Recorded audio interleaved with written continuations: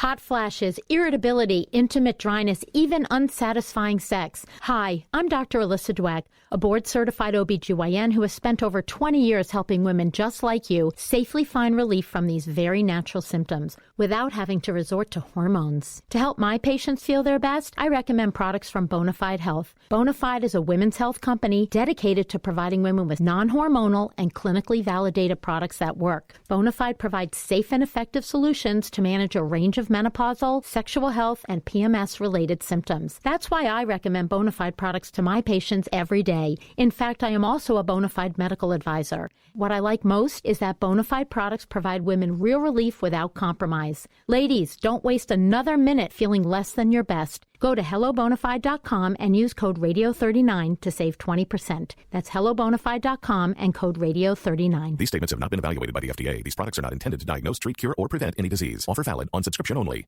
So what can happen if your tax preparer doesn't sign your tax return? Try owing $13,000 in fraudulent taxes or paying back your refund with interest. Hear true stories on the podcast Taxpayer Beware. Visit taxpayerbeware.org. Hello, everyone, and welcome to the Jeffrey Epstein Show. I'm your host, Bobbycapucci, and this is a morning update. Before we jump into our article today about Lesley Groff, I'd just like to let you know that Dr. Stephen DeLay, who is a friend to the program, a very, very, very intelligent man, and an incredible philosopher, has a new book out. And the name of the book is Before God, Exercises in Subjectivity. And Dr. DeLay and I have been speaking in emails, and he graciously offered to send me a copy of the book. So I am pumped about receiving it when it comes. I'm going to dive into it, devour it, and afterwards, I'm going to see if Dr. DeLay has some time in his schedule to pop back onto the podcast and speak with us once again. Because for my money, Dr. Stephen DeLay was one of the most fascinating hours we have ever spent here on the podcast, and what he added to the catalog was incredible. So if you're looking for some real brain work and you really want to work out that old brain of yours, I highly suggest you pick up the book Before God, Exercises in Subjectivity by Dr. Stephen DeLay. And here's a little blurb from Google Books about what you can expect within the pages. Since Heidegger, it has become something of an unquestioned presupposition to analyze the structure and essence of selfhood from the perspective of being in the world. However, in this original work, Dr. Stephen DeLay, using a wide breadth of philosophical sources, articulates a view of selfhood which emphasizes humanity's experience before God. The work presents an original view of the relationship between philosophy and theology, namely that there is no distinction between the two. And I don't know about you folks, but that kind of stuff right there gets your boy fired up. I love reading stuff like that, especially when I know that the source means business. And if anything, Dr. DeLay is not only credible, but the man knows what he's talking about. So if you're interested in this sort of thing, you're interested in philosophy, I seriously suggest you grab this book. Now, I think the ebook is coming out soon as well. I know that the hard copy is a little pricey, but either way, make sure if you're looking for something to read and you're looking for a real workout of the brain, because remember, it's a muscle, it needs to be worked out as well.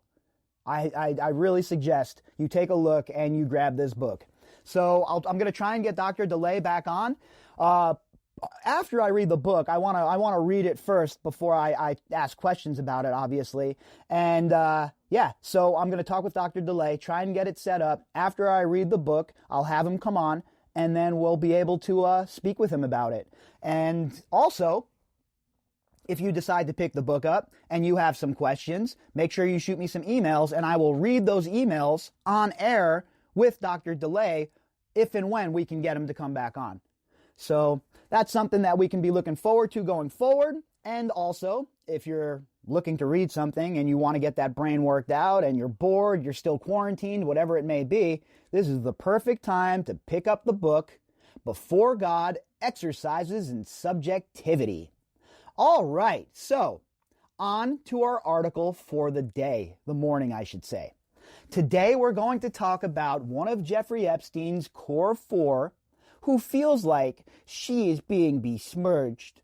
Oh, well, why is everybody talking about me in the news? I'm speaking about Lesley Groff. There's an article out in the New Canaan Advertiser, and the headline is, Assistant to Jeffrey Epstein says she was falsely besmirched. Really? Falsely besmirched, huh? You've had all these years to come forward, provide information, tell people what you know about Jeffrey Epstein, considering you were so close, considering he called you his brain. And now you have the audacity to act like you're being besmirched? Give me a break. The author of this article is Robert Marchant. Recently filed court papers say that a New Canaan woman who worked for Jeffrey Epstein when he was allegedly sexually abusing minors has been unfairly tarnished by litigation against her and is innocent of wrongdoing. You notice she doesn't say that she's being defamed or there's been libel spoken about her in the news. None of that, right? No. She's going after the litigation because they know that that's their best bet. Go into the courtroom and, well, the courts have been so favorable with Jeffrey Epstein and his friends. Why not one mo again? That's how Lesley Groff is thinking. She doesn't think that she's going to be in trouble for this. Well, she was just an assistant. She had nothing to do with it. Meanwhile, we know that's not the case. Meanwhile, we know that Epstein bought her a Benzito. Meanwhile, we know that Epstein said he couldn't function without her. Meanwhile, we know that she's been in Epstein's atmosphere for decades. Lesley Groff, you are one of the core four, and nobody believes you. Lesley Groff was cited in a lawsuit last year by a survivor of Epstein, a longtime sexual predator. Jennifer Aroaz, a teenager when she was sexually assaulted at Epstein's Manhattan home, sued his estate in New York State Supreme Court last year. Well, yeah. For Lesley Groff to act like she had nothing to do with it, to act like she was never there, she was never around, she was never involved, she didn't know anything, we're all crazy, blah, blah, blah, blah, blah. It's ludicrous. It's an embarrassment.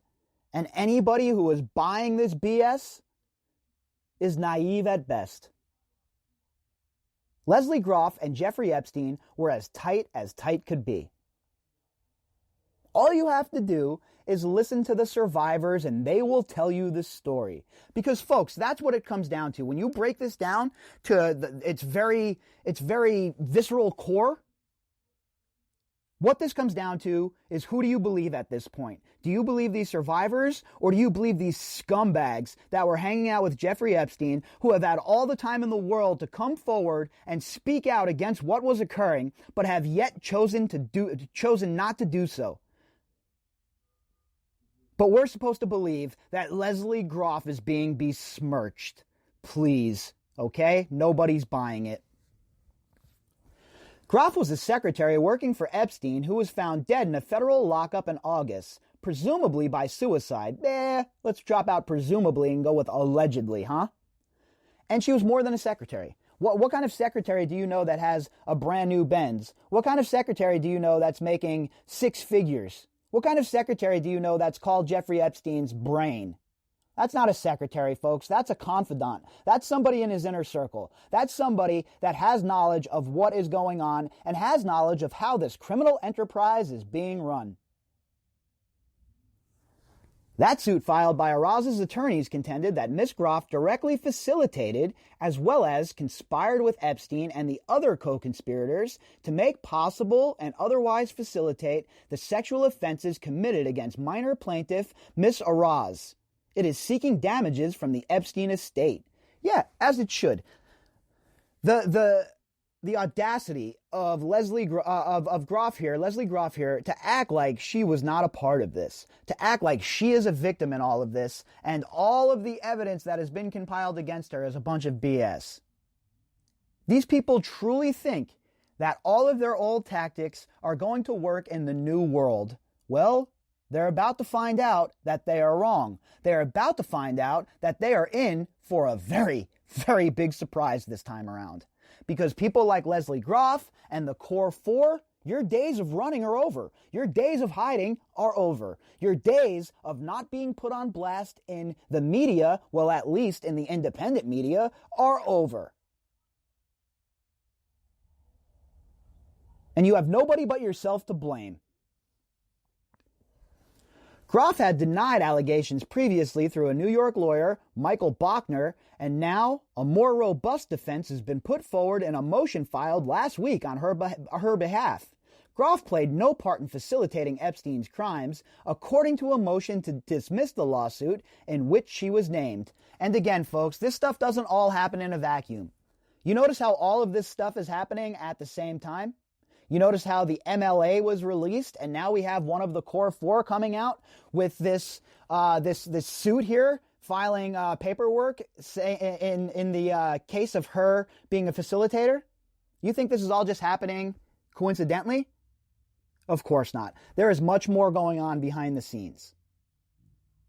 Now, I'm trying to figure out what exactly is going on behind the scenes. You know, I have a couple of questions out there to reliable sources, but so far we've got nothing concrete back. And that's what happens a lot of times in these sort of cases. When the FBI is on their game, when the FBI isn't playing games, and when the FBI isn't being corrupt, I know, very, very rarely does that happen. But when they're actually pursuing crimes, they know what they're doing, right? The field agents are good at compiling evidence and getting things going. The problem is the bureaucrats. But Lesley Groff, she really thinks people are going to believe that she had no part in facilitating Epstein's crimes, huh? Wow. The audacity of it all. But when you look at the big picture here, folks, there is something else brewing behind the scenes without a shadow of a doubt in my mind. The court papers state, "It is not our intention to besmirch plaintiff. Rather, given the passage of almost 20 years the alleged events, it is likely that the plaintiff is simply mistaken. Regardless, her conclusionary allegations against Ms. Groff are egregiously false and do not remotely satisfy applicable pleading standards." So Groff's defense here is, well, this was a long time ago and you just don't remember. So we're not trying to besmirch you or anything like that, but you don't know what you're talking about. You don't remember what happened, and Lesley Groff was not involved. It's like they're trying to do a Jedi mind trick here. This is not the Groff you're looking for. I mean, really? What sort of lawyers are these people finding, and where are they coming up with these ideas? Because if they think that this is going to work, they're wrong. A guy like Bradley Edwards is going to chew this kind of shit up and spit it out. The latest court filing emphasized that Groff, now 53, did not work at the Upper East Side residence where Epstein sexually abused teenagers such as Aroaz, who was 14 years old at the time in 2001 when the criminal activity began. According to court records, her office was located elsewhere. Yeah, you know where her office was located? In the other building Epstein owned. The one where his brother supposedly owned it, right? Yeah, where they kept all of the girls. Yeah, no, Groff, it's okay because Groff worked at another building owned by Epstein. She wasn't just at the townhouse or anything like that, so she had nothing to do with it. These people truly believe that their nonsense is going to win them the day again. They think that all of their nonsense is really just going to be accepted. Well, they're in for a big surprise, like I said earlier, because nobody's believing it anymore. Groff isn't going to be able to get out of this nonsense with these BS alibis and these BS excuses, and nobody's going to let him off the hook. Not independent journalists, and certainly not the survivors' lawyers. The new motion by Groff's legal team states, Ms. Groff never engaged in any criminal or civil misconduct. She did not conspire with anyone to sexually abuse plaintiff or any other survivor of Epstein. An innocent party, Ms. Groff has been subjected to widespread defamatory and salacious allegations against her in the media. Well, why don't you go ahead and sue some people then? If that's the case, and Ms. Groff is being so terribly besmirched in the media, start throwing out some lawsuits. Start suing the newspapers who are supposedly besmirching her. And let's get to the discovery phase. Are any of the core four ever going to have the courage to get to discovery phase? Or are they just going to try and litigate to waste more time? We all know the answer. They don't want their day in court. They're doing everything to stop themselves from having their day in court. And frankly, folks, that's all I'm asking for here is a trial, a day in court. Let's let the light of the sun purify the madness. The court papers filed on Groff's behalf said her activities centered on scheduling and meetings on business matters. Okay, well, let's just say for a minute, okay, she didn't have anything to do with the trafficking portion of it, which I do not believe. But let's say for a minute she didn't. She was only involved in the business matters, huh? Well, how much money laundering did you facilitate? How many deals did you set up where the money was washed, Miss Groff? Oh, don't think there's just one angle to this case, because there are many fronts and many battles still to be fought. So anything that you try and do here, Miss Groff, well, you're caught in the spider web. And again, you have nobody to blame but yourself. The Aroaz lawsuit also cited Ghislaine Maxwell, Epstein's longtime companion, as well as Groff and two other of Epstein's associates. Every penny of Epstein's estate should go to the survivors, Aroaz's lawyer, Dan Kaiser, told the media when the suit was filed last year. 100%.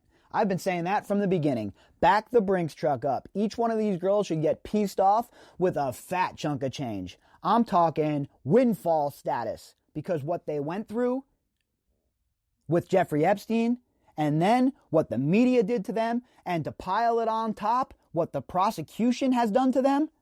If anybody has ever deserved a fat payout, a huge payday, it is these survivors. Maxwell's whereabouts are not currently known. The motion to dismiss notes that there have been specific and well-detailed accusations about other Epstein employees, yet there were no specific allegations that she personally participated in Epstein's sexual misconduct. Well, that's true. I haven't heard that Lesley Groff was actually doing the abusing.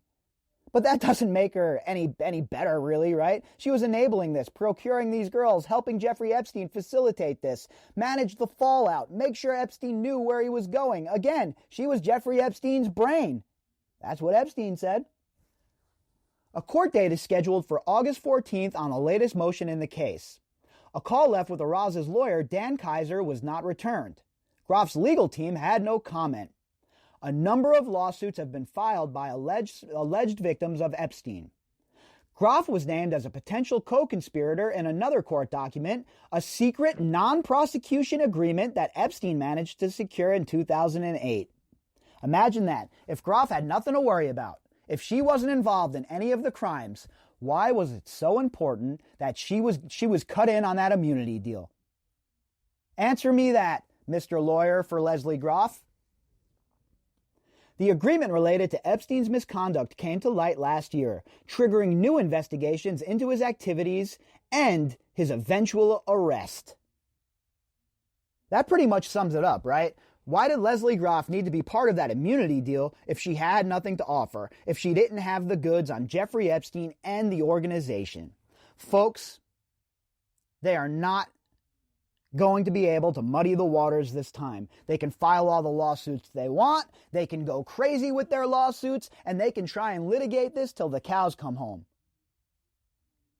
But the survivors' lawyers, these folks have taken the center of the ring, they've taken the initiative, and they are on the offense now.